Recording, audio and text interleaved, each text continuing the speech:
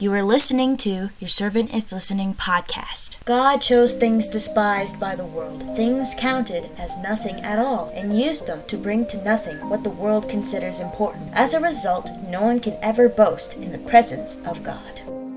For today, I will be talking with Sierra Hetzel. Sierra is an artist, and she owns a YouTube channel where she discusses tough questions about God. Not only does she speak about God through words, she speaks about God through her art. And Sierra is also a very good friend of mine. We will both be discussing 1 Corinthians 1:28 through 29. So, let's dive on in. As we began, we started on the part of the verse that said, God chose things despised by the world, things counted as nothing at all, and used them to bring to nothing what the world considers important. Materialism kind of things like, I want to look good, and I want to be rich, and own a big house, and I want a fancy car. In the end, none of that stuff really matters at all, because you have a short life. You have, top 80 years-ish around that time. Yeah. And you can't just focus on, I want that fancy new Subaru the entire time. Yeah, that makes me think of how we get from one extreme to the other. Mm-hmm. We should only ask God about super spiritual things, mm-hmm. yeah. and never anything that's normal or what we want, like... Mm-hmm. The car broke down. Could you please provide that part the car needs, or a new car? Yeah. I really like, I think C.S. Lewis said it a while ago. He said that, I'm gonna paraphrase because I don't have it memorized. That's fine. But he said, humans are amphibious creatures. We have one foot in the spiritual world and one foot in the physical. We are part animal and part spiritual beings. And I really like that because it's it puts a good perspective on it that, yes, we are very spiritual creatures, and that we need spiritual things, and that's what sets us apart from other animals. Yeah. But we're also, we also need to eat and drink and some sort of comfort at some point. Yeah, I mean, for school, I'm reading through, the times kind of between apostles and Middle Kingdom times, mm-hmm. where they would do crazy things like stand up on 60-foot poles and not eat or drink anything for 40 days. Walk around moaning about how terrible they are while, flogging themselves. Yeah, exactly. I mean, there is a point for fasting, but it's not just to look good. I think that's where the difference is. The difference is in who we're doing it for. I think... Paul? Is it Paul? I don't know, one of Paul's things. He said, if you're fasting, don't look like you're starving to death and make your hair all disheveled. Just go about normal things and fast, and you yourself know that you're fasting, but let no one else know. Because if we're doing it for people, what's the point? We're just making ourselves look good, and it's not going to do anything. But if we're doing it for God, that's what we should be focused on. Yeah. Whereas I think the flogging and, like you said, standing up on a pole kind of thing is I get to be the cool person that didn't eat for 3 months because God told me to. Yeah, and I noticed in the history they talked about how people from all over the place would come to these guys in the desert. Mm-hmm. These people would come, and they would be annoyed that these people came. And in some ways I felt like they kind of missed out on having a ministry with these people and telling them the gospel when they're like, just leave me alone, and or go off over there and become a monk or a nun. So we have to have a balance. I think that's what we're talking about. We have to have a balance between being super materialistic and then not being materialistic at all. Yeah, exactly. Me and my mom were talking about it a little bit, she was pointing out, so yes, my dad's out on the trip, and all the things started breaking down. Yeah. Pretty typical. We were feeling really discouraged by that. Oh no, now we're not going to have a microwave or a stove or a washing machine. This isn't good. And we prayed about it, and I think that was a good example of something that's really good to pray for. Maybe it's not something you necessarily need, like a microwave. But it's okay to pray to God about it. That's not wrong.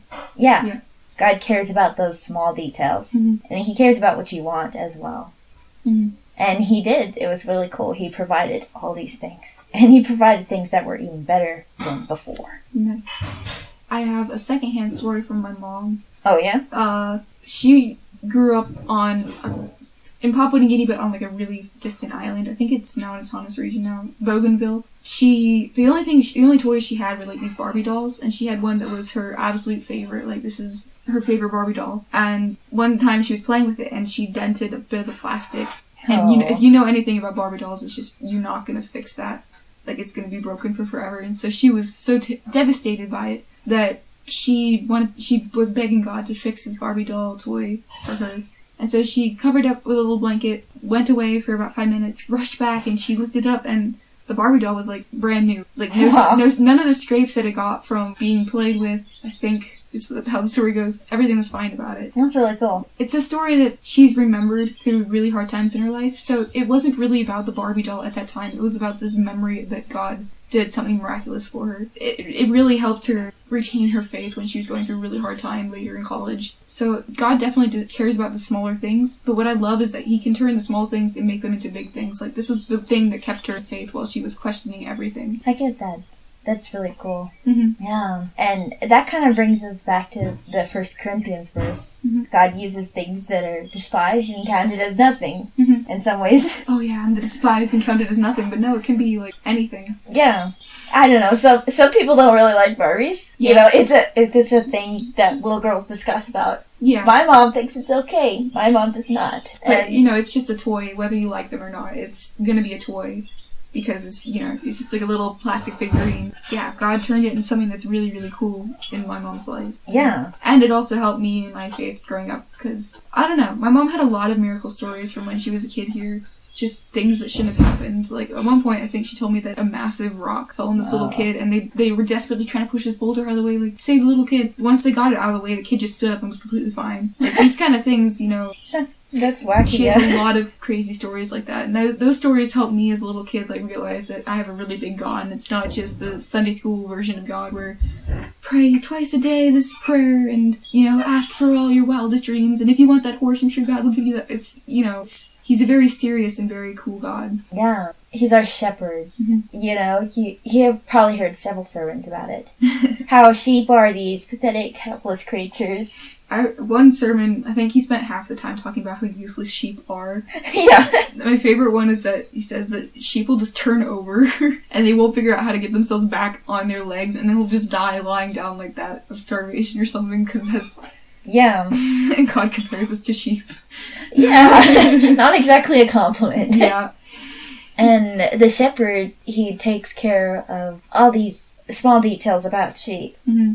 Where to eat, where to drink water. Yeah. Yeah. Keep pests off of them. Mm-hmm. You know, you think of fleas that, yeah, they're the little tiny annoying things, you know. Not a big deal until a lot of them. Yeah. Yeah. It's part of the shepherd's job to make sure they're healthy. Yeah. And sometimes that's what life feels like. Mm-hmm. The car broke down again today. Mm. Yeah, I know, it's happened like 5 times this week. It's getting really annoying. It keeps getting at me. Yeah. Kind of like that flea with the sheep. Yeah. That helps you. Yeah. Sometimes God doesn't solve the problem too. That's, I don't know, one of the things that I've seen a lot in Christian is like, oh, God's not helping me with this detail. I must not have enough faith kind of thing. But you know, sometimes God doesn't do what we want because he has something better in mind. Like, oh, very personal story. I lost my cat. It was the dearest thing to me. I didn't have any friends at that point. Sweetest little guy. And he died way too young because he had some kind of urinary tract infection or something. Oh, and that's awful. Yeah, it was terrible. And I remember the entire time, like, God, I will do anything if you heal my little cat. Don't let him die. Even after he died, I'm like, please just bring him back to life, or let me have 5 more minutes with him. I just want to say goodbye. And he never, like, nothing came of that. Like, Pumpkin still died, my cat still died, and, you know. Yeah. But through that, I learned that, you know, he was more important to me than God was, kind of thing. Like, after that, I learned to rely on God, because God was the only comfort to me in that time. Like, I lost what felt like a part of me when that cat died. So God was that comfort to me, and it was a terrible, terrible thing to go through, but God used it for good things. And now I can look back and realize that, but at the time I'm like, oh no, how could God ever do this? I never, like, lost my faith about it, but there was always this question back in my mind, like, how could God let this happen to me? Yeah. Mm-hmm. I get that. Yeah. Please join us for the next episode. More on 1 Corinthians 1:28 through 29, and we will also be discussing Psalm 22. Verse 1. My God, why have you abandoned me? Why are you so far away when I groan for help? Thank you for listening, and have a really good day.